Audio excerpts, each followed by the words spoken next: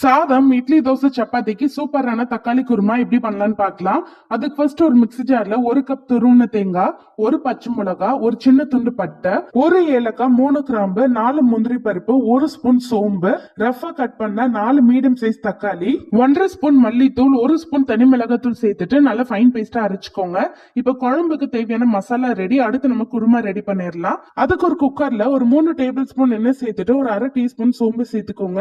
இது கூடவே கொஞ்சமா கருவேப்பிலை நீல வாக்குல கட் பண்ண ஒரு பெரிய வெங்காயம் சேர்த்துட்டு இது லைட்டா வதங்கினதுக்கு அப்புறம் 1 டீஸ்பூன் இஞ்சி பூண்டு விழுது சேர்த்துட்டு நல்லா வதக்கி விட்டுக்கலாம்.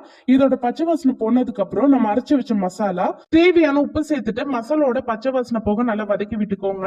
அடுத்து இதுல 2 கப் தண்ணி, லாஸ்டா பொடியா கட் பண்ண கொத்தமல்லி சேர்த்துட்டு மீடியம் ஃபிளேம்ல ஒரு 3 விசில் விட்டு வேக வச்சு எடுத்துக்கலாம். குக்கர்ல பிரஷர் போனதுக்கு அப்புறம் ஓபன் பண்ணிட்டு நல்ல சூடான இட்லி, தோசை, சப்பாத்தி கூட சர்வ் பண்ண வேண்டியதான். கண்டிப்பா ட்ரை பண்ணி பாருங்க. அடுத்த வீடியோல பார்க்கலாம்.